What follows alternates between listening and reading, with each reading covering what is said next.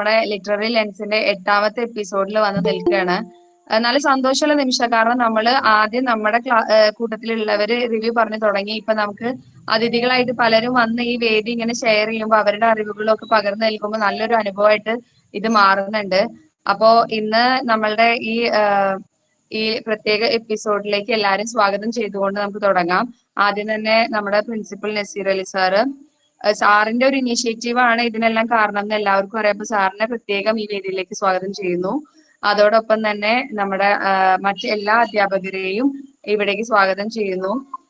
ഇന്ന് നമുക്ക് ഇവിടെ ഈയൊരു വേദിയിൽ, ഈ ഒരു പ്ലാറ്റ്ഫോമില് ഒരു ബുക്ക് അവതരിപ്പിക്കാൻ വേണ്ടി വന്നിട്ടുള്ളത് ഏറെ സ്പെഷ്യൽ ആയിട്ടൊരു വ്യക്തിയാണ്. കാരണം എന്താന്ന് വെച്ചാൽ ഇതുവരെ നമ്മൾ ഓതേഴ്സ് അല്ലെങ്കിൽ നമ്മുടെ കൂടെ ഉള്ളവരൊക്കെ വന്നത്. ഇപ്രാവശ്യം നമ്മുടെ തന്നെ MI ഗേൾസിലെ +2 സയൻസ് വിദ്യാർത്ഥിനിയായിട്ടുള്ള ആയിഷ ജസയാണ് നമ്മളോട് അവള് വായിച്ചൊരു ബുക്കിനെ കുറിച്ചുള്ള അനുഭവങ്ങൾ ഷെയർ ചെയ്യാൻ പോകുന്നത്. ഷെസ, ഞാൻ പറഞ്ഞതുപോലെ തന്നെ MI ഗേൾസിലെ +2 സയൻസ് വിദ്യാർത്ഥിയാണ്. ഷെസയുടെ പിതാവും ഒരു അധ്യാപകനാണ്.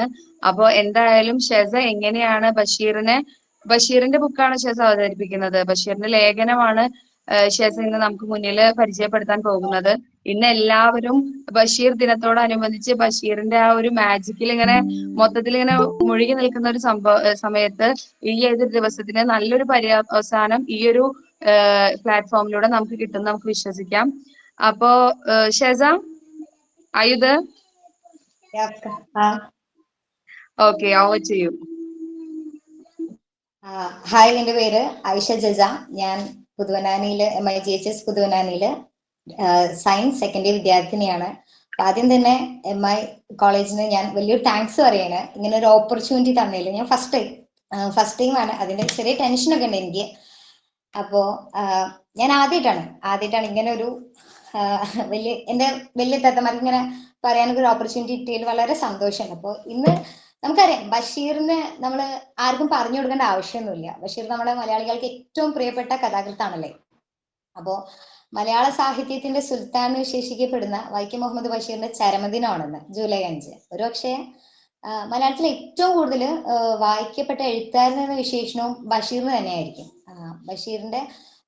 ബഷീറിന്റെ പല കൃതികൾ നോക്കിയാലും, ഇപ്പൊ മതിലുകളായിക്കോട്ടെ, പാത്തുമ്മയുടെ ആടായിക്കോട്ടെ, എന്റെ പാപ്പ ഒരു എന്നൊരു കൃതി ആയിക്കോട്ടെ, എന്ത് നോക്കിയാലും ബഷീറിന്റെ രചനകളില് എന്താ പറയാ, ബഷീറിന്റെ കഥാകൃത്ത് അല്ലെങ്കിൽ കഥാപാത്രങ്ങൾ എന്ന് പറയുന്നത് ബഷീറിന്റെ വീട്ടുകാരും അയൽവാസികളും, പലപ്പോഴും ബഷീർ തന്നെയാണ് ബഷീറിന്റെ കഥാപാത്രം.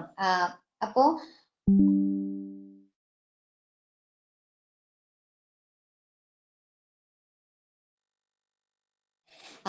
ബഷീറിന് ഞാൻ വായിച്ചിട്ടുള്ള പുസ്തകങ്ങൾ കുറവാണ്. പക്ഷെ ബഷീറിന്റെ ഓരോ രചനകളും തന്റെ ജീവിതാനുഭവങ്ങൾ ഊന്നിക്കൊണ്ടുള്ള രചനകളാണ്. ഓരോ ബഷീറിൻ രചനയുടെയും മുഖക്കുറിപ്പുകൾ ചെറിയ ക്ലാസ്സിൽ പഠിക്കുമ്പോൾ തന്നെ, കുഞ്ഞു ക്ലാസ്സിലൊക്കെ ഞാൻ പഠിച്ചുള്ള കൃതിയാണ് പാത്തുമ്മയുടെ ആട്. നമുക്ക് ഏറ്റവും പ്രിയപ്പെട്ട ഒരു കൃതി തന്നെയാണ് പാത്തുമ്മയുടെ ആട്. അതിലോരോ അനുഭവം നമുക്ക് ഭയങ്കര ഇഷ്ടമാണ്. നമ്മുടെ മനസ്സിനെ ഇങ്ങനെ പിടിച്ചിരുത്തുന്ന ഒരു കൃതിയാണ് പാത്തുമ്മയുടെ ആടൊക്കെ. ഞാൻ കുഞ്ഞിൽ പഠിച്ച കൃതിയാണ് അത്. അപ്പോ ബഷീർ പല വേഷങ്ങളും മനോഹരമായിട്ട് ചെയ്തിട്ടുണ്ട്. ഇപ്പൊ ഓരോ ബഷീറിൻ രചനയുടെയും മുഖക്കുറിപ്പുകള് ചെറിയ ക്ലാസ്സിൽ പഠിക്കുമ്പോൾ തന്നെ സ്വാതന്ത്ര്യ സമരത്തില് ആകർഷനായിട്ട് നാട് വിട്ടതും ജയിലിൽ കിടന്നതും, പിന്നീട് ഇന്ത്യയുടെ വിവിധ ഭാഗങ്ങളിൽ വിവിധ ജോലികൾ ചെയ്ത് പലതരം ജീവിതാനുഭവങ്ങളിലൂടെ കടന്നുപോയതായിട്ട് എഴുതുന്നുണ്ട്. ചായക്കടയിലെ തൊഴിലാളിയായിട്ടും, കപ്പല് ജോലിക്കാരനായിട്ടും, മാജിക് കാരനായിട്ടും, കയ്യാളായും, പിന്നെ ചുമട്ട് തൊഴിലാളിയായിട്ടും, സൂഫി മാർഗത്തിലും, അങ്ങനെ ഒട്ടേറെ ജീവിത സന്ദർഭങ്ങളാണ് ബഷീർ എന്ന കഥാകാരനെ സൃഷ്ടിച്ചത്. അപ്പോ ഇത്തരം വൈവിധ്യം അറിഞ്ഞിട്ടുള്ള ജീവിതാനുഭവങ്ങളാണ് ബഷീറിന്റെ രചനകള്. ബഷീറിന്റെ രചനകൾക്ക് മഷിപ്പാത്രമായത് ഒരു യാതൊരു സംശയവും ഇല്ല. ഞാനൊക്കെ ഒരു ബഷീർ ഫാനാണ്. അത്രയും മനോഹരമാണല്ലോ ബഷീറിന്. അപ്പൊ ഇന്ന് അനർഘ നിമിഷം എന്ന് പറയുന്നത് ഒരു നീണ്ട കാവ്യത്തിൽ പെട്ടുള്ള ഒരു ചെറുകഥയാണ്. അപ്പൊ ഇതിൽ നമ്മളെല്ലാവരും യാത്രകൾ ഇഷ്ടപ്പെടുന്ന ആൾക്കാരാണല്ലേ. അപ്പോ ഇതൊരു യാത്ര പറച്ചിലാണ്. ബഷീർ ഒരു യാത്ര പറച്ചിലാണ് ഈ ഒരു അനർഘ നിമിഷം എന്ന് പറയുന്നത്. അനർഘ നിമിഷത്തിന്റെ അർത്ഥം തന്നെ എന്താ പറയാ, വിലമതിക്കാനാവാത്ത നിമിഷം എന്നാണ്. ആ ഒരു തലക്കെട്ട് വരെ ബഷീർ അത്രയും അനുയോജ്യമായിട്ടാണ് കൊടുത്തിട്ടുള്ളത്.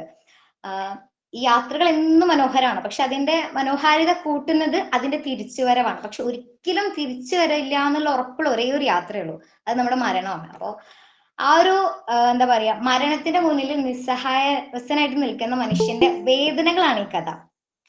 തന്നെ താനാക്കിയ, തന്നെ സ്നേഹിച്ച ദൈവത്തോടുള്ള ഒരു യാത്ര പറച്ചില്. അപ്പോ അനർഘ നിമിഷം എന്ന് പറയുന്നത് വിലമതിക്കാനാവാത്ത നിമിഷം എന്ന് പറഞ്ഞു. അപ്പോ എന്താണ് ബഷീറുടെ വിലമതിക്കാനാവാത്ത നിമിഷം എന്ന് പറയുന്നത് വെച്ചാല്, തന്റെ ജനനത്തിനും മരണത്തിനും ഇടയിലുള്ള ജീവിതകാലത്തെയാണ് ഇവിടെ ബഷീർ അനർഘ നിമിഷം എന്ന് പറയുന്നത്. ഏറ്റവും വിലപ്പെട്ട നിമിഷമാണ്. നമ്മള് എല്ലാവരും ആസ്വദിക്കേണ്ട സമയമാണ് നമ്മുടെ ജീവിതകാലം, അല്ലെ? അപ്പോ ആ നിമിഷത്തെയാണ് ബഷീർ ഇവിടെ അനർഘ നിമിഷമായിട്ട് എന്ത് ചെയ്തിട്ടുള്ളത്, പറഞ്ഞിട്ടുള്ളത്. ഇവിടെ ബഷീർ ഇത് തുടങ്ങുന്നത് തന്നെ ഭയങ്കര മനോഹരമായിട്ടാ. നീയും ഞാനും എന്നുള്ള യാഥാർത്ഥ്യത്തിൽ നിന്ന് അവസാനം നീ മാത്രമായിട്ട് അവശേഷിക്കാൻ പോവുകയാണ്, നീ മാത്രം. യാത്രക്കുള്ള സമയം വളരെ അടുത്ത് കഴിഞ്ഞു എന്നൊക്കെ പറയുന്നുണ്ട്. അപ്പോ നമുക്ക് ഈ ഒരു സാധാരണ നമ്മള് എന്താ പറയാ പാത്തുമ്മയുടെ ആട് വായിച്ചാലും മതിലുകൾ വായിച്ചാലും അങ്ങനെ കുറെ കൃതികൾ വായിച്ചാലും നമുക്ക് എന്താ അത് ഒറ്റ ഇരിപ്പിൽ കണ്ടിന്യൂസ് ആയിട്ട് വായിക്കാനുള്ള ഒരു ക്യൂരിയോസിറ്റി നമുക്ക് വരും. പക്ഷേ ഈ ഒരു കൃതി നമുക്ക് എന്താ പറയാ, ഇതൊരു കഥയല്ലായിരുന്നെങ്കിൽ ഇതൊരു കവിതയായേനെന്നാണ്. നമുക്ക് സാധാരണ ബഷീർ കൃതികളിൽ നിന്നൊരു വേറിട്ടൊരു രചനാ ശൈലിയാണ് ഈ അനർഘ നിമിഷത്തിന്. നമുക്ക് ഇതൊരു കഥയാണോ, ഇതൊരു ലേഖനമാണോ, ഇതൊരു കവിതയാണോ എന്നൊക്കെ ഒരു ഡൗട്ട് വരും. നമുക്ക് നമ്മൾ ആദ്യമായിട്ട് വായിക്കുമ്പോൾ നമുക്ക് എന്ത് മനസ്സിലാവില്ല, ഇത് നമുക്ക് പെട്ടെന്ന് അക്സെപ്റ്റ് ചെയ്യാൻ, നമുക്ക് കണക്ട് ചെയ്യാൻ പറ്റില്ല. അപ്പൊ ഇപ്പം ബഷീറിന്റെ സാധാരണ പുസ്തകങ്ങളൊക്കെ വായിക്കുമ്പോൾ നമ്മുടെ വീട്ടിൽ നടക്കുന്ന കാര്യങ്ങൾ അല്ലെങ്കിൽ നമ്മുടെ ചുറ്റുപാട് നടക്കുന്ന കാര്യങ്ങൾ നമുക്ക് പെട്ടെന്ന് കണക്ട് ചെയ്യാൻ പറ്റും. പക്ഷെ ഈ അനർഘ നിമിഷം അങ്ങനെ കണക്ട് ചെയ്യാൻ പറ്റില്ല. പക്ഷെ നമ്മൾ അത് നന്നായിട്ട് വായിച്ച് നമ്മൾ നന്നായിട്ട് അർത്ഥമൊക്കെ മനസ്സിലാക്കി എടുത്താല് നമുക്ക് ബാക്കിയുള്ള കൃതികളെക്കാട്ടിയും കൂടുതൽ ഇഷ്ടപ്പെടുന്ന ഒരു കൃതിയായിട്ട് ഇത് മാറും. അപ്പോ ഇത് തുടങ്ങുന്നത് തന്നെ എങ്ങനെയാണ്, നീയും ഞാനും എന്നുള്ള യാഥാർത്ഥ്യത്തിൽ നിന്ന് അവസാനം നീ മാത്രമായിട്ട് അവശേഷിക്കുകയാണ്, നീ മാത്രം. അപ്പോ ബഷീർ തന്നെ താനാക്കിയ അല്ലെങ്കിൽ തന്നെ സ്നേഹിച്ച ഏതൊരു സമയത്തും തന്നെ മാറ്റി നിർത്താത്ത തന്റെ ദൈവത്തോടുള്ള യാത്ര പറച്ചിലാണ്. ഇവിടെ നീ എന്ന് ഉദ്ദേശിക്കുന്നത് ദൈവം എന്ന് പറയുന്നുണ്ട്, അതേപോലെ പ്രകൃതി എന്നും പറയുന്നുണ്ട്. അപ്പോ ഒരു യാത്ര പറച്ചിലാണ്. അപ്പോ നമ്മൾ വായനക്കാരെ ഭയങ്കരമായിട്ടും എന്ത് ചെയ്യും, ഇത് സ്വാധീനിക്കും. ഞാനൊക്കെ ആദ്യം വായിച്ചപ്പോ എനിക്ക് അങ്ങനെ പേഴ്സണലി എനിക്ക് അധികം പെട്ടെന്നൊന്നും മനസ്സിലായില്ല, ഇതെന്താ ഇങ്ങനെ എന്നുള്ളൊരു ക്വസ്റ്റ്യൻ ആയിരുന്നു ഫസ്റ്റ് വന്നത്. പക്ഷെ ഒന്നും കൂടി വായിച്ചപ്പോ ഇതിന്റെ അർത്ഥങ്ങൾ മനസ്സിലാക്കിയപ്പോ ഇത് ഏറ്റവും ഒരു പ്രിയപ്പെട്ട കൃതിയായിട്ട് മാറി. അപ്പോ ഇതിങ്ങനെയാ തുടങ്ങുന്നത്, നീയും ഞാനും എന്നുള്ള യാഥാർത്ഥ്യത്തിൽ നിന്ന് അവസാനം നീ മാത്രമായി അവശേഷിക്കാൻ പോവുകയാണ്, നീ മാത്രം. യാത്രയ്ക്കുള്ള സമയം വളരെ അടുത്ത് കഴിഞ്ഞു. അപ്പോ ബഷീർ തന്റെ മരണം അടുത്തു നിന്ന് മനസ്സിലാക്കുന്ന നിമിഷമാണ്. അപ്പൊ ഈ ഒരു സമയത്ത് അല്ലെങ്കിൽ ബഷീറിന്റെ അവസാന കാലത്ത് ബഷീർ സൂഫിസത്തിലേക്ക് പോകുന്നത് നമുക്ക് കാണാൻ പറ്റും. അപ്പോ ഈ എന്താ പറയാ, ബഷീറിനോട് ഒരു അഭിമുഖത്തില് ഒരാൾ ഒരു മാധ്യമ പ്രവർത്തകൻ ചോദിക്കുകയുണ്ടായി, തന്റെ ജീവിതത്തില് ഏറ്റവും സങ്കടമുള്ളതും സന്തോഷമുള്ള നിമിഷങ്ങൾ ഏതൊക്കെയാണ്. അപ്പൊ ബഷീർ പറയുന്നുണ്ട്. അപ്പൊ ആദ്യം ബഷീർ പറയുന്നത് തന്റെ ജീവിതത്തില് ഏറ്റവും സങ്കടമുള്ള നിമിഷമാണ്. അപ്പോ അതിങ്ങനെയാണ്. അപ്പോ ഈ എന്താ പറയാ, നാട് വിടല് ഒരു ബഷീറിന്റെ പ്രകൃതമാണ്. അപ്പോ വളരെ ചെറുപ്പം മുതൽ തന്നെ ബഷീർ ഈ നാട് വിടലുണ്ട്. അപ്പോ അങ്ങനെ ഒരു കാലത്ത് ബഷീർ നാട് വിട്ടു, തന്റെ നാടും വീടും ഒക്കെ ഉപേക്ഷിച്ചിട്ട് ഉത്തരേന്ത്യയിലേക്ക് പോയി. അപ്പൊ അവിടെ കുറെ കാലം ഒരു 5-6 മാസം അലഞ്ഞ് തിരിഞ്ഞ് അദ്ദേഹം നടന്നു, ചെയ്യാൻ പറ്റുന്ന ജോലികളൊക്കെ ചെയ്തു. ചില ദിവസങ്ങൾ അദ്ദേഹം ആഹാരം കഴിക്കും, ചില ദിവസം കഴിക്കില്ല, ചില ദിവസം വെള്ളം മാത്രമായിരുന്നു അദ്ദേഹം കഴിച്ചിരുന്നത്. അങ്ങനെ അവസാനം അദ്ദേഹത്തിന് ഒരു ദിവസം തന്റെ വീട്ടിലേക്ക് തന്നെ മടങ്ങണം എന്ന് തോന്നി. അങ്ങനെ അദ്ദേഹം തന്റെ വീട്ടിലേക്ക് മടങ്ങുകയാണ്. പക്ഷെ എങ്ങനെ മടങ്ങും എന്നുള്ളത് അദ്ദേഹത്തിന്റെ മുമ്പിൽ ഒരു ചോദ്യചിഹ്നമാണ്. കയ്യിലാണെങ്കിൽ പൈസ ഇല്ല, അദ്ദേഹം എങ്ങനെ മടങ്ങും എന്നുള്ളതായി പിന്നുള്ള പ്രശ്നം. അങ്ങനെ ആരും കാണാതെ അദ്ദേഹം എന്ത് ചെയ്തു, കള്ളവണ്ടി കയറി. അങ്ങനെ തന്റെ നാടായ തലയോലപ്പറമ്പിലേക്ക് എത്തുമ്പോൾ നല്ല രാത്രിയായിട്ടുണ്ട്, അർദ്ധരാത്രിയായിട്ടുണ്ട്, കുരാകൂരി ഇരുട്ടായി. അദ്ദേഹത്തിനാണെങ്കിൽ ഭയങ്കരമായിട്ട് വിശക്കുന്നുമുണ്ട്. എന്ത് ചെയ്യും, തന്റെ നാടായത് കൊണ്ട് മറ്റുള്ളവരുടെ മുമ്പിൽ കൈനീട്ടാൻ അദ്ദേഹത്തിന് ഒരു മടി. അങ്ങനെ അദ്ദേഹം വെളിച്ചമൊന്നുമില്ല, അന്ന് ചൂട്ട് കത്തിച്ച് ആ ഒരു വെട്ടത്തിൽ പോകുന്ന കാലമാണ്. അപ്പോ വെളിച്ചമൊന്നുമില്ല. അങ്ങനെ അദ്ദേഹം എന്ത് ചെയ്തു, തപ്പി തടഞ്ഞ് അദ്ദേഹത്തിന്റെ വീട്ടിലേക്ക് ലക്ഷ്യമിട്ടു. അങ്ങനെ പോകുന്ന വഴിയിൽ അദ്ദേഹത്തിന് ഒരു വീട്ടില് ചുറ്റും വീടുകളുണ്ട്. അങ്ങനെ ഒരു വീട്ടിൽ നിന്ന് അദ്ദേഹം ഒരു വെളിച്ചം കണ്ടു. അങ്ങനെ ആ വീട്ടിലേക്ക് നടന്നു അദ്ദേഹം. അങ്ങനെ ആ വീടിന്റെ അടുത്ത് എത്തിയപ്പോഴാണ് അദ്ദേഹത്തിന് മനസ്സിലായത് അത് വേറെ ആരുടെ വീടല്ല, അത് അദ്ദേഹത്തിന്റെ വീടാണ്, ബഷീറിന്റെ സ്വന്തം വീടാണത്. അങ്ങനെ അദ്ദേഹം ആ വീട്ടിലേക്ക് കയറി ചെന്നു. അങ്ങനെ ആ മുമ്പാരത്ത് അല്ലെങ്കിൽ ഉമ്മരത്ത് അദ്ദേഹം ഒരു വൃദ്ധയായ ഒരു മെലിഞ്ഞ ഒരു വയസ്സായ ഒരു സ്ത്രീ കസേരയിൽ ഇരുന്ന് ഉറക്കം തൂങ്ങുന്നുണ്ട്. അങ്ങനെ അദ്ദേഹം ആ സ്ത്രീയെ നോക്കി. അത് വേറെ ആരുമല്ല, ബഷീറിന്റെ ഉമ്മയാണ്. അപ്പൊ ഇത് കണ്ടപ്പോ ബഷീറിന് സങ്കടമായി. എന്താണ് ഉമ്മ ഇങ്ങനെ ഇത്രയും രാത്രിയായിട്ടും ഉറങ്ങാതെ ഇങ്ങനെ പുറത്ത് നിൽക്കുന്നതെന്നുള്ളൊരു ചോദ്യം ബഷീറിന് മുമ്പിലുണ്ട്. പക്ഷെ അതിലും പ്രധാനമായിട്ട് ബഷീറിന് ഭയങ്കര വിശപ്പുണ്ട്, അസഹനീയമായ വിശപ്പാണ് ബഷീറിനെ തളർത്തുന്നത്. അപ്പോ എങ്ങനെ ഉമ്മാനോട് ആഹാരം ചോദിക്കും? കാരണം നല്ല രാത്രി ആയിട്ടുണ്ട്, ഒരു രാത്രി 2 മണി ആ ഒരു സമയമൊക്കെ ആയിട്ട്, അർദ്ധരാത്രിയാണ്. ഇങ്ങനെ ബഷീർ ഉമ്മാനോട് ആഹാരം ചോദിക്കുന്നുള്ളതായി. ഞാൻ പോയിട്ട് 5-6 മാസമായി, എങ്ങനെ ഞാൻ ചോദിക്കും ഭക്ഷണം? അങ്ങനെ ബഷീർ എന്ത് ചെയ്തു, തന്റെ ഉമ്മാനെ വിളിച്ചു. ഉമ്മാനെ വിളിച്ചപ്പോ ഉമ്മ എണീറ്റു. അപ്പോ ഉമ്മ മോനെ കണ്ടപ്പോ മോൻ വന്നോ എന്ന് പറഞ്ഞിട്ട് ബഷീറിനെ എന്ത് ചെയ്തു, വീട്ടിലേക്ക് കയറ്റിയിട്ട് ആ അടുപ്പത്തുള്ള അടുപ്പത്തൊരു പാത്രം ഉണ്ടായിരുന്നു, അപ്പൊ അതിലുള്ള കഞ്ഞി ബഷീറിന് കൊടുത്തു. അപ്പൊ ഇത് കിട്ടിയപ്പോ ബഷീർ ഒരു അത്ഭുതത്തോടെ ഉമ്മാനോട് ചോദിച്ചു, ഞാൻ ഇന്ന് വരും എന്ന് ഉമ്മാക്ക് അറിയുണ്ടായിരുന്നോ എന്ന് ചോദിച്ചപ്പോ ബഷീറിന്റെ ഉമ്മ പറഞ്ഞു, ഞാൻ ഇങ്ങനെയാണ് മോനെ, നീ പോയതിൽ പിന്നെ ഞാൻ ഇങ്ങനെയാണ്, ഓരോ ദിവസവും നിനക്കായിട്ട് ഞാൻ കാത്തിരിക്കും മുറ്റത്ത്. നീ ഇന്ന് വരും നാളെ വരും എന്ന് പ്രതീക്ഷിച്ച് നിനക്കായി ആഹാരം വെച്ച് ഞാൻ കാത്തിരിക്കും.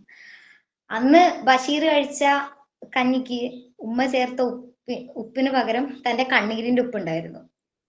എന്നിട്ട് ബഷീർ ആ പത്രപ്രവർത്തകനോട് പറഞ്ഞു, ഞാൻ എൻ്റെ ജീവിതത്തിൽ ഏറ്റവും വിഷമിച്ച ഒരു അനുഭവം എന്ന് പറയുന്നത് ഇതാണ്. ഉമ്മാനെ ഒറ്റയ്ക്കാക്കിയിട്ട് ഞാൻ നാട് വിട്ടു, തിരിച്ച് ഉമ്മ എന്നെ ഓരോ ദിവസവും കാത്തിരുന്നു. പിന്നീട് ഒരിക്കലും ബഷീർ ഉമ്മയുടെ മരണശേഷത്തിനപ്പുറം അല്ലാതെ ബഷീർ ഒരിക്കലും നാട് വിട്ടു പോയിട്ടില്ല. അപ്പൊ ഇതാണ് തന്റെ ജീവിതത്തിൽ ഏറ്റവും സങ്കടമുള്ള നിമിഷം എന്നാണ് ബഷീർ പറയുന്നത്. പിന്നെ ഏറ്റവും സന്തോഷമുള്ള നിമിഷമാണ് ബഷീർ പറയുന്നത്. കല്യാണം കഴിഞ്ഞു, ഇപ്പൊ ഫാബി ബഷീറിനെയാണ് ബഷീർ കല്യാണം കഴിച്ചത്. അപ്പോ തന്റെ രചനയുടെ ഭാഗമായിട്ട് അദ്ദേഹം തന്റെ കോഴിക്കോട് വീട്ടിൽ നിന്ന് എന്ത് ചെയ്തു, 2 ദിവസം മാറി നിന്നു. അങ്ങനെ ഒരു അർദ്ധരാത്രി തന്നെയാണ് അദ്ദേഹം എന്ത് ചെയ്യുന്നത്, വീട്ടിലേക്ക് എത്തുന്നത്. അങ്ങനെ വീട്ടിലേക്ക് എത്തിയപ്പോൾ തന്റെ ഭാര്യ ഭയങ്കര പേടിച്ച് കരഞ്ഞ് ഭയങ്കര ഒരു വല്ലാത്ത അവസ്ഥയിൽ ഭാര്യ നിൽക്കുന്നുണ്ട്. അപ്പൊ എന്താന്ന് ബഷീറിന് മനസ്സിലാവുന്നില്ല. അപ്പൊ ബഷീർ കാര്യം ചോദിച്ചു ഭാര്യയോട്. അപ്പൊ ഭാര്യ പറഞ്ഞു, ബഷീറിന് 2 മക്കളാണ്, മൂത്ത മോൻ, ഒരു മോനും ഒരു മോളും. അപ്പോ തന്റെ മൂത്ത മോന് 2.5 വയസ്സായ മോന് പനിയും അപസ്മാരമായിട്ട് ആകെ ഗുരുതരമാണ്. അപ്പോ എന്ത് ചെയ്യണമെന്ന് ഭാര്യയ്ക്ക് അറിയണില്ല. വീട്ടിലാണെങ്കിൽ ആരുമില്ല, ബഷീർ പുറത്തു പോയിരിക്കുക, എന്താ ചെയ്യേണ്ടതെന്ന് അറിയില്ല. അങ്ങനെ ഇത് കേട്ടിട്ട് ബഷീർ ആ കുഞ്ഞിന്റെ അടുത്തേക്ക് പോകുന്നുണ്ട്. അങ്ങനെ ബഷീർ വെള്ളം തളിച്ചു നോക്കുന്നുണ്ട് കുഞ്ഞിന്റെ മേല്, പക്ഷെ എണീക്കുന്നില്ല. തട്ടി വിളിക്കുന്നുണ്ട്, എണീക്കുന്നില്ല. ബഷീർ കുഞ്ഞിനെ കോരി എടുത്തിട്ട് ഓടുന്നുണ്ട് ആശുപത്രിയിലേക്ക്. ആരോട് സഹായം ചോദിക്കും, ആരെ വിളിക്കും, ഒരു വണ്ടി കിട്ടാനോ ഒന്നുമില്ല, നല്ല രാത്രിയാണ്. അപ്പൊ അങ്ങനെ ബഷീർ ഓടുകയാണ്. അങ്ങനെ ആ ഓടുന്ന ഇതില് ബഷീർ വീഴുന്നുണ്ട്. ഇരുട്ടായോണ്ട് തന്നെ തട്ടി തടഞ്ഞ് ബഷീർ വീഴുന്നുണ്ട്. ആ വീഴ്ചയില് തന്റെ കയ്യിൽ നിന്ന് വീഴുന്നുണ്ട്. അപ്പോ ആ വീഴ്ചയിൽ തന്റെ കുഞ്ഞ് ഞെട്ടിയിട്ട് കരയുന്നുണ്ട്. അപ്പോ ആ കരച്ചില് കേട്ടപ്പോഴാണ് ബഷീറിന് ഏറ്റവും സന്തോഷമായത്. കാരണം ഒരു നിമിഷം തന്റെ കുഞ്ഞ് തങ്ങളുടെ അടുത്തുനിന്നൊക്കെ പോയി എന്ന് വിചാരിച്ച നിമിഷത്ത് തന്റെ കുഞ്ഞ് തങ്ങളുടെ അടുത്തേക്ക് തന്നെ തിരിച്ചു വന്നു ആ കരച്ചിലൂടെ. ഈ ഒരു അനുഭവമാണ് ബഷീർ തന്റെ ജീവിതത്തിലെ ഏറ്റവും സന്തോഷമുള്ള നിമിഷമായിട്ട് ആ പത്രപ്രവർത്തകനോട് പറഞ്ഞത്. അപ്പോ ഈ അനർഘ നിമിഷം ബാക്കിയുള്ള എല്ലാ കഥകളിൽ നിന്നും, അല്ലെങ്കിൽ ചെറുകഥകളിൽ നിന്നായിക്കോട്ടെ, നോവലായിക്കോട്ടെ, എന്തെന്നെല്ലാം വ്യത്യസ്തമാണ്. ഇതൊരു എന്താ പറയാ, ചെറുകഥയാണ്. ഇതൊരു കഥയായില്ലെങ്കിൽ കവിതയായേനെ. ഒരു വേറിട്ടൊരു രചനാ ശൈലിയാണ് ഈ അനർഘ നിമിഷത്തിന്. ബഷീറിന്റെ കഥകൾ ബഷീറിന്റെ ജീവിതാനുഭവങ്ങളാണ്, ബഷീറിന്റെ ജീവിതമാണ്. ബഷീറിന്റെ ജീവിതാനുഭവങ്ങളാണ് ബഷീറിന്റെ കഥകൾക്ക് അല്ലെങ്കിൽ കൃതികൾക്ക് മഷിപ്പാത്രമായത്. അപ്പൊ ഇതില് ഒരു യാത്ര പറച്ചിലാണ് തന്റെ ദൈവത്തോട്, തന്നെ താനാക്കിയ, തന്നെ സ്നേഹിച്ച, തന്നെ ചേർത്ത് പിടിച്ച തന്റെ ദൈവത്തോടുള്ള ഒരു യാത്ര പറച്ചിൽ. അപ്പൊ എന്നെ ഈ ഒരു കഥയെ ഏറ്റവും ആകർഷിച്ച ഒരു ഭാഗമാണിത്. തന്റെ സങ്കടം തന്റെ ചുറ്റുമുള്ളവർ ആരും മനസ്സിലാക്കുന്നില്ല. താൻ മനസ്സിൽ ഭയങ്കര സങ്കടപ്പെട്ടിരിക്കുകയാണെന്ന് ആരും മനസ്സിലാക്കുന്നില്ല. മനസ്സിലാക്കാതെ പണ്ടത്തെ പോലെ ബഷീറിനോട് തമാശ പറയാനും ഒക്കെ പറയുന്നുണ്ട്. അപ്പൊ ഇതൊക്കെ പറയുന്നുണ്ടെങ്കിൽ പോലും ഭയങ്കര സങ്കടത്തിലാണ്. അപ്പോ ബഷീറിന്റെ ആ ഒരു മാനസികാവസ്ഥേനെ ബഷീർ പറയുന്നത്, പെയ്യുവാൻ പോകുന്ന കാർമേഘത്തെ പോലെ ഈ ഓർമ്മ എന്റെ അന്തരംഗം പൊട്ടുമാറി വിങ്ങി നിൽക്കുന്നു എന്നാണ്. അത്രയും താൻ മരിക്കും, താൻ ഇനി അധികം ഇല്ല, തന്റെ ആ ഒരു മരണം അടുത്തു എന്നുള്ളൊരു റിയലൈസിങ് ആണ് അവിടെ. അപ്പൊ ഇതില് മരണത്തെ പറയുന്നത് അപ്രധാനമായ ഒരു സംഭവമാണോ അതോ അതിപ്രധാനമായതോ എന്ന് പറയുന്നുണ്ട്. അതുപോലെ എന്നൊക്കെ പിടിച്ചിരുത്തിയ കുറച്ചു ഭാഗമാണ്. കാലം ഇത്രയും നീ എന്നെ അപാരമായി കാരുണ്യത്തോടെ സ്നേഹിച്ചു, സഹിച്ചു. എന്നെ പറ്റി നിനക്കെല്ലാം അറിയാം. ഇനിയും സൗകര്യം പോലെ വായിക്കാവുന്ന ഒരു ലഘു ഗ്രന്ഥമാണല്ലോ ഞാൻ നിനക്ക്. നീ എപ്പോഴും എനിക്കിപ്പോഴും ഒരു മഹാരഹസ്യമാണ് എനിക്ക്.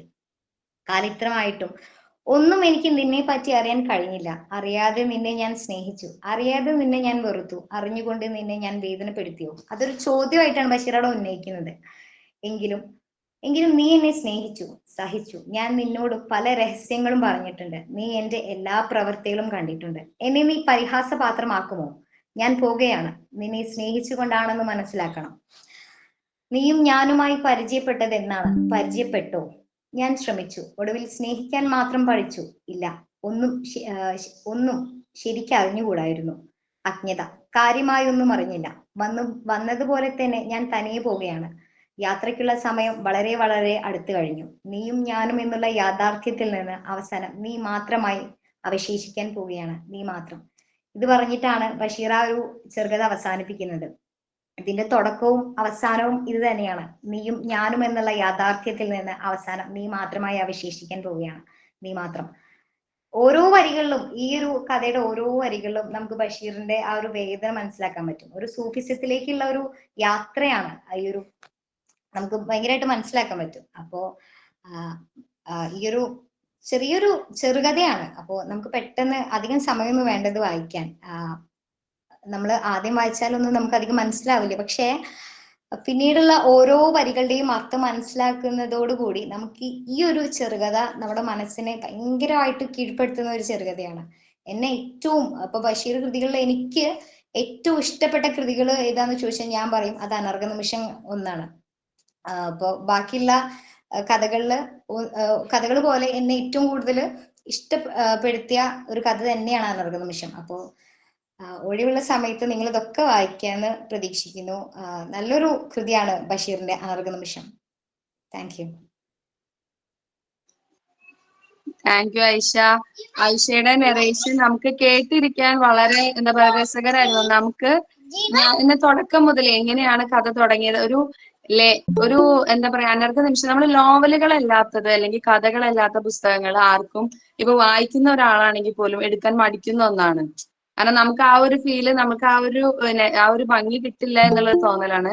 പക്ഷെ അതിലും എന്താ, നമ്മൾ ഒരിക്കൽ വായിക്കുകയല്ല പിന്നീട് വായിക്കുമ്പോഴും എന്ത് മനസ്സിലാക്കാൻ കഴിയും, അത് വേറൊരു തലത്തിലേക്ക് എങ്ങനെ കൊണ്ടുപോകാന്നുള്ളത് ഈ ഐഷയുടെ പ്രസന്റേഷനിൽ നിന്ന് എല്ലാവർക്കും ഫീൽ ചെയ്തിട്ടുണ്ടാവും. ഇത് ബഷീറിന്റെ മറ്റു കൃതികൾ പോലെ നമ്മൾ കേട്ടിട്ടുള്ള ഒരു പേരല്ല അനർഘ നിമിഷം. സത്യത്തിൽ ഒരു വായനക്കാരനല്ലാത്ത ആളുകളും കേൾക്കുന്ന പരിചിതമായുള്ള കൃതികളാണ് ബഷീറിന്റേത്. പക്ഷെ ഇത് അതിൽ നിന്ന് വിട്ടു നിൽക്കുന്നതാണെന്ന് നമുക്ക് പേരിൽ നിന്ന് തന്നെ മനസ്സിലായി. അപ്പൊ അതിന് ഇത്രയും മനോഹരമായി ഞങ്ങളുടെ മുന്നിൽ പ്രസന്റ് ചെയ്തതിന് താങ്ക് യു. ഇനി ഇതിനെ കുറിച്ച് ഇനി അഭിപ്രായങ്ങൾ പറയാനോ ഒക്കെ ആയിട്ട് ഇവിടെ ഒരുപാട് പേര് വെയിറ്റ് ചെയ്ത് നിൽക്കുന്നുണ്ട്. അപ്പൊ സന. ഹലോ ഐഷ. ഞങ്ങളുടെ ഈ ഒരു ലിറ്റററി ലെൻസ് പ്രോഗ്രാം തുടങ്ങിയിട്ട് ആദ്യമായിട്ടാണ് 12th സ്റ്റാൻഡേർഡിൽ ഒരു കുട്ടി ഗസ്റ്റ് ആയിട്ട് വരുന്നത്. അപ്പോൾ 2 ആഴ്ചത്തോളമായി നമ്മളിങ്ങനെ എക്സ്പെക്ട് ചെയ്തുകൊണ്ടിരിക്കുകയായിരുന്നു മോൾ എന്താ പറയുക, എങ്ങനെയാ അവതരിപ്പിക്കാന്നൊക്കെ. പക്ഷേ ആ എക്സ്പെക്ടേഷൻസ് ഒക്കെ തന്നെ അത് മീറ്റ് ചെയ്തുകൊണ്ട് അല്ലെങ്കിൽ അതിനപ്പുറത്തേക്ക് ആയിക്കൊണ്ട് നല്ല പ്രസന്റേഷൻ ആയിരുന്നു. ഒരിക്കലും ഒരു ചെറിയ മോള് പറയുന്ന പോലെ നമുക്ക് ഫീൽ ചെയ്തിട്ടേ ഇല്ല. പിന്നെ ബഷീറിന്റെ വരികൾ തന്നെ നമുക്കറിയാലോ, അത് കേൾക്കുമ്പോൾ തന്നെ ഭയങ്കര രസമാണ്. അപ്പോൾ ഓരോ വരികളും എടുത്തു പറഞ്ഞ് നല്ല രീതിക്ക് പ്രസന്റ് ചെയ്തു.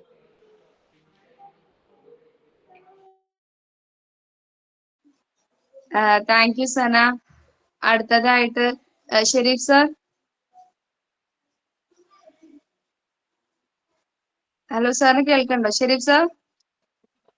ഹലോ, നമസ്കാരം. എന്തായാലും എനിക്ക് നല്ല ഇഷ്ടപ്പെട്ടു. നമ്മൾ കേട്ടിങ്ങനെ ഇരിക്കുന്ന കഥ നല്ലൊരു ഒഴുക്കിലൂടെ നല്ല അടിപൊളിയായിട്ടുള്ള ഒരു കഥ ഷാറായിട്ട് അവതരിപ്പിച്ചിട്ടുണ്ട്.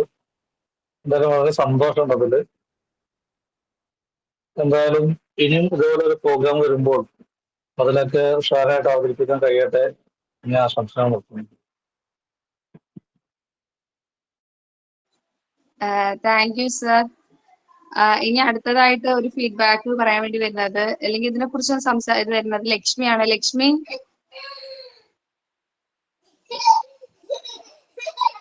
കഴിഞ്ഞിട്ടുണ്ടോ? Lakshmi.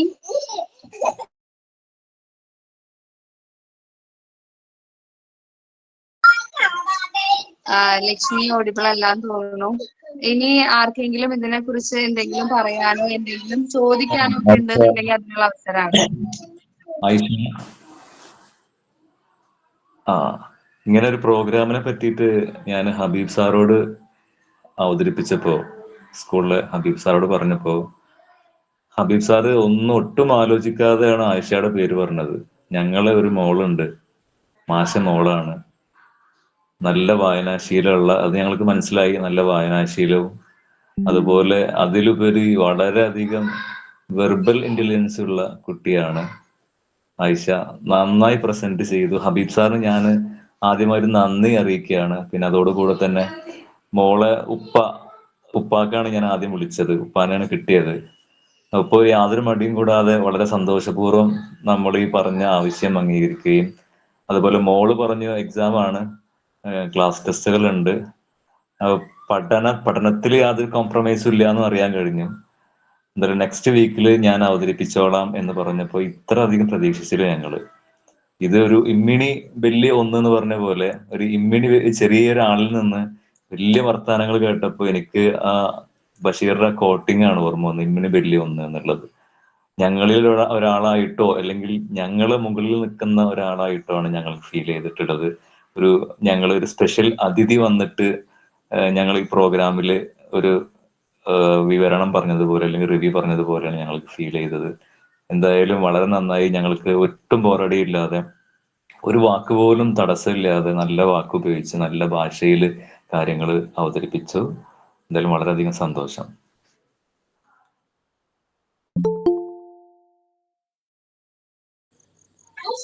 Thank you Ameen sir. Aisha, thank you very much. Aisha, ഞാൻ കോളേജിന്റെ പ്രിൻസിപ്പളാണ്. നമ്മൾ നേരിട്ട് കണ്ടിട്ടുണ്ടാവില്ല. അപ്പോൾ എന്തായിരുന്നാലും ലിറ്റററി ലെൻസിന്റെ ഈ ലക്കത്തിൽ വന്ന് വാ തോരാതെ അനർഘ നിമിഷങ്ങളെ കുറിച്ച് സംസാരിച്ചതിന് ഒരുപാട് നന്ദി. അനർഘ നിമിഷത്തിൽ ഇപ്പോൾ ഞാൻ ജോയിൻ ചെയ്തതിന് ശേഷം ആയിഷ പറയുന്ന ആ വരികളുണ്ടല്ലോ, അത് കേട്ട വരികൾ ഇനിയും സൗകര്യം പോലെ വായിക്കാവുന്ന ഒരു ലഘു ഗ്രന്ഥമാണല്ലോ ഞാൻ എന്ന് പറഞ്ഞു വെക്കുന്ന വരികൾ, അതൊക്കെ നമ്മളെ വല്ലാതെ ഹൃദയത്തിൽ ടച്ച് ചെയ്യുന്ന വരികൾ തന്നെയാണ്. അപ്പൊ അങ്ങനെ ഓരോ കാര്യങ്ങളും ഓർത്ത് വെച്ച് ഒരുപാട് കാര്യങ്ങൾ ബഷീറിനെ കുറിച്ചും പ്രത്യേകിച്ച് ഈ കൃതിയെ കുറിച്ചൊക്കെ ഒരുപാട് കാര്യങ്ങൾ നല്ല രീതിയിൽ അവതരിപ്പിക്കാൻ മോൾക്ക് കഴിഞ്ഞിട്ടുണ്ട്. അപ്പൊ ഈ ലക്കത്തിൽ വന്ന് സംസാരിച്ചതിന് ഒരുപാട് നന്ദി കോളേജിന്റെ പേരിൽ അറിയിക്കുകയാണ്. പിന്നെ ബഷീറിനെ കുറിച്ച് ഇന്ന് രാവിലെ ഞങ്ങൾ എല്ലാവരും കുറെ സംസാരിച്ചു, കുറെ ആഘോഷിച്ചു, ഓർത്തു.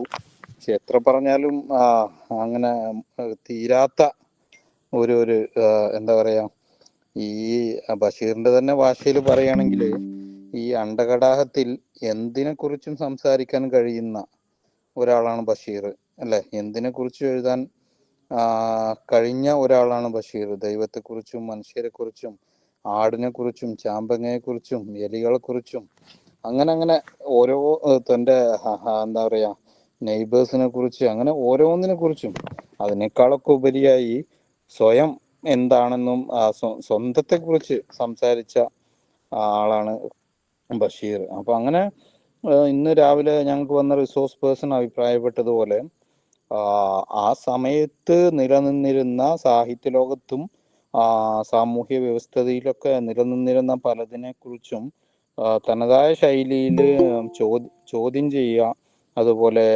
തനതായ ശൈലിയിൽ ആ നിലനിൽപ്പിനെ എന്താ പറയാ പൊളിച്ചെഴുതിയ ആളാണ് ബഷീർ. സാധാരണ ഓരോരുത്തരും നിലനിൽക്കാൻ ശ്രമിക്കുമ്പോൾ അല്ലെങ്കിൽ തൻ്റെ എഴുത്തിലൂടെ തൻ്റെ ആഖ്യാന ശൈലി ഒക്കെ നിലനിർത്താൻ അങ്ങനെ ഓരോന്നിനും നമ്മുടെ ഒരു അസ്തിത്വം ഉണ്ടാക്കാൻ ശ്രമിക്കുന്നിടത്ത് ഉള്ളതിനെ പിഴുതെടുക്കലാണ് തൻ്റെ ദൗത്യം എന്ന് തിരിച്ചറിഞ്ഞ ആളാണ്. അപ്പൊ അങ്ങനെ പറയുന്നത് നമ്മള് ഈ അപാരത എന്നൊക്കെ പറയില്ല, അപാരത എന്ന് പറഞ്ഞാൽ എന്താണ്? അത് അന്ത്യമില്ലാത്തത്, അതിന് ടെറിറ്ററി ഇല്ലാത്തതെന്ന് പറയാം. ടെറിറ്ററൈസേഷൻ എന്നൊക്കെ നമുക്ക് അതിന് ഇംഗ്ലീഷിൽ പറയാം. അപ്പൊ അങ്ങനെ അതിനെക്കുറിച്ച് സംസാരിച്ച് എന്താ പറയാ അപാരതയെ സ്വപ്നം കണ്ട ഒരു എഴുത്തുകാരൻ എന്നൊക്കെ നമുക്ക് വിളിക്കാവുന്ന ആളാണ് ബഷീർ. അതുകൊണ്ട് നമുക്ക് ബഷീറിനെ കുറിച്ച് പ്രത്യേകിച്ച് ഈ ഒരു കൃതിയെടുത്ത് പ്രത്യേകം സംസാരിച്ച ഈ അരമണിക്കൂറുകൾ കേട്ട എല്ലാവർക്കും നന്ദി പറയുകയാണ്.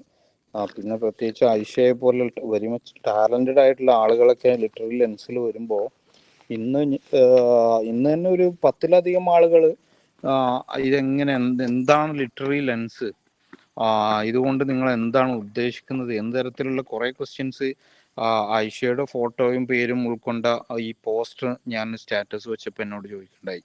പ്രത്യേകിച്ച് നമ്മളെ കുട്ടികൾ ഇടുന്ന പോസ്റ്റർ നമ്മൾ കോളേജിൽ ഒതുങ്ങി നിൽക്കുന്ന എന്തെങ്കിലും പ്രോഗ്രാം ആയിരിക്കും എന്നുള്ള രീതിയിൽ അങ്ങനെ എല്ലാവർക്കും പെട്ടെന്ന് ഉൾക്കൊള്ളാനാവും. പെട്ടെന്ന് ഒരു +2 സ്റ്റുഡൻറ്റ് പറയുമ്പോൾ നിങ്ങൾ എങ്ങനെയാണ് +2 സ്റ്റുഡൻസിന് അല്ലെങ്കിൽ സ്റ്റുഡൻസിനെ ഇതിലേക്ക് കൊണ്ടുവരുന്നത്, അതുകൊണ്ട് എന്താണ് ലക്ഷ്യം വെക്കുന്നത് എന്നൊക്കെയുള്ള രീതിയിൽ പല കോളേജുകളിലെ അധ്യാപകരും ഇന്നലെയായിട്ട് ചോദിക്കുന്നുണ്ടായിരുന്നു. അപ്പോൾ ഞാൻ തർപ്പിച്ച് വിശ്വസിക്കുന്നത് ലിറ്റററി ലെൻസ് എന്ന് പറയുന്ന ഈ പ്രോഗ്രാം നമ്മൾ തന്നെ വേറെ ഞാൻ മുമ്പ് നടത്തിയ അല്ലെങ്കിൽ മുമ്പ് വർക്ക് ചെയ്ത കോളേജിൽ നിന്ന് എടുത്താണ്, അതിനു മുമ്പേ വേറൊരു കോളേജിൽ നിന്ന് എടുത്തതാണ്. അപ്പൊ പക്ഷെ അതിൽ നിന്നൊക്കെ നമ്മളെ വ്യത്യസ്തമാക്കുന്നത് എന്തായിരിക്കും എന്നറിയോ?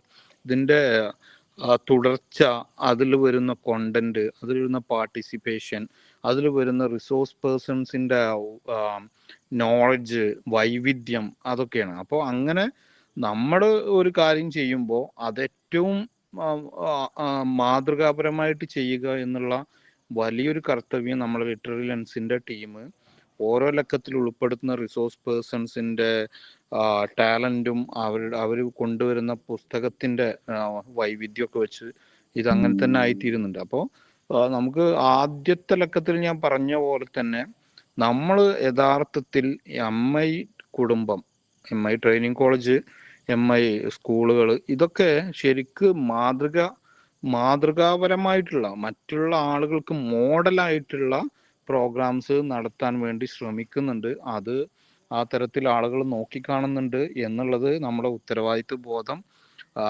കൂട്ടുന്ന കാര്യമാണ് എന്ന് നമ്മളെ തന്നെ ഓർമ്മിപ്പിക്കാണ്.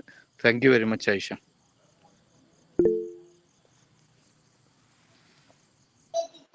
Thank you sir. ഇനി ആർക്കെങ്കിലും ഐഷയോട് അല്ലെങ്കിൽ നിങ്ങളുടെ തന്നെ എന്തെങ്കിലും അനുഭവങ്ങൾ ഐഷയോട് എന്തെങ്കിലും ചോദിക്കാനുണ്ടെങ്കിൽ ചോദിക്കാം.